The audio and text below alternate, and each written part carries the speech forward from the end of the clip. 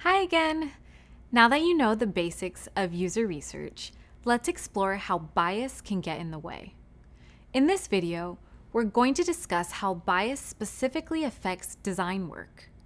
We'll examine 6 kinds of biases: confirmation bias, false consensus bias, primacy bias, recency bias, implicit bias, and the sunk cost fallacy. To begin, let's define the word bias. In short, a bias is favoring or having prejudice against something based on limited information. It's like making up your mind about someone before you've really gotten to know them. We all have biases, and they're often unconscious. While we can't completely get rid of biases, we can be more aware of them and work to overcome them. In UX design, this is critical to product success and to your professional development. Everything we've learned so far has shown us that we aren't the user. We've also learned how important it is to put ourselves in our user's shoes when making design decisions. Biases can really get in the way of doing this. Later, we'll get into the details of how this all applies to your work. The first kind of bias to be aware of is confirmation bias. This bias occurs when you start looking for evidence to prove a hypothesis you have. Because you think you already have the answer, you're drawn to information that confirms your beliefs and preconceptions. Let's say you have the preconception that left-handed people are more creative than right-handed people. As you research, you'll tend to gravitate towards evidence that supports this belief, and you'll use it to build your case, even though it's not necessarily true. One of the most effective methods for overcoming confirmation bias during research is to ask open-ended questions when conducting interviews. An open-ended question lets the person being interviewed answer freely instead of with a yes or a no. You also want to get into the habit of actively listening without adding your own opinions. That means you aren't leading your interviewees towards the answer that you want them to give. Another way to avoid confirmation bias is to include a large sample of users. Make sure you're not just looking for a small group of people who fit your preconceived ideas. You want to have a big sample of users with diverse perspectives. Next up, let's look at the false consensus bias, which is the assumption that others will think the same way as you do.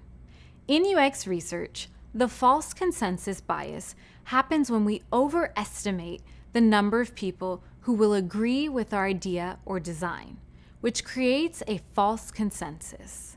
It's possible for the false consensus to go so far as to assume anyone who doesn't agree with you is abnormal. You can avoid false consensus bias by identifying and articulating your assumptions. For example, you might live in a community that often identifies with certain political beliefs. When you meet a new person, you might assume they share your political beliefs because you both live in the same town. But that isn't necessarily true.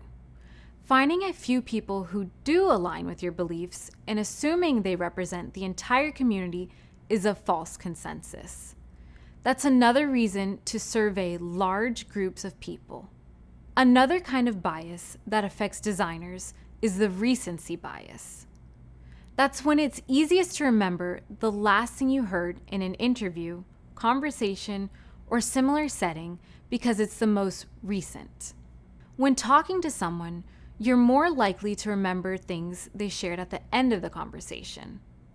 To overcome the recency bias, you can take detailed notes or recordings for each interview or conversation you have. This way, you can review what people said at the start of the conversation, in case you don't remember. UX designers might also struggle with primacy bias, where you remember the first participant most strongly. Sometimes, the first person you meet makes the strongest impression because you're in a new situation or having a new experience.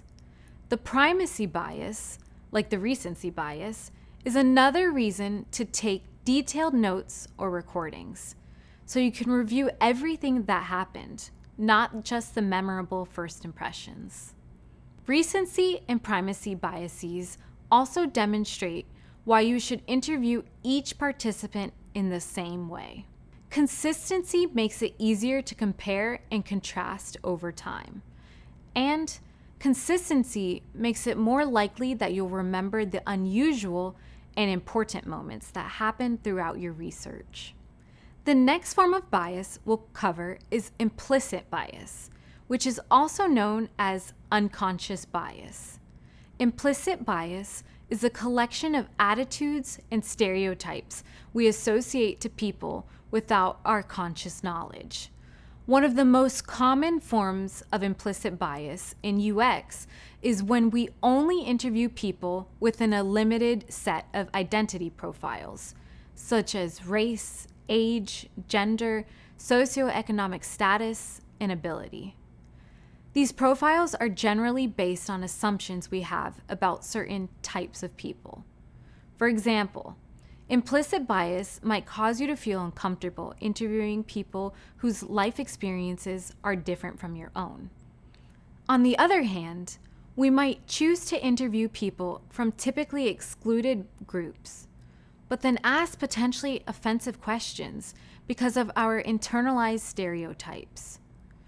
Both of these scenarios are problematic and lead to a lack of representation in our research and design process. The most important thing to note about implicit biases is that everybody has them. To overcome our biases, we can reflect on our behaviors, and we can ask others to point out our implicit biases. That's one of the best ways we can become aware of our biases. The last form of bias we'll cover is the sunk cost fallacy. This is the idea that the deeper we get into a project we've invested in, the harder it is to change course without feeling like we failed or wasted time. The phrase sunk cost refers to the time we've already spent or sunk into a project or activity. For example, you might think to yourself, I might as well keep watching this terrible movie because I've watched an hour of it already. For UX designers, the sunk cost fallacy comes into play when working on a design. You might have invested hours into designing a new feature, but then learn that the feature doesn't really address a user problem. It's easy to keep working on a design that you've invested time into, but ultimately, you need to focus on work that positively impacts users. To avoid the sunk cost fallacy, break down your project into smaller phases and then outline designated points where you can decide whether to continue or stop. This allows you to go back based on new insights before the project gets too far along. You're now familiar with the most common forms of bias in user research. It's important to know that there are other biases we haven't covered here. Bias is a limitation that extends well beyond the fields of UX design and user research. They can creep into the ways we make friends, manage projects at work, and communicate with family members. Now that you know about these biases, you might even start noticing them in your daily life. The more that identifying bias becomes a habit, the better you'll get at avoiding bias in your design process.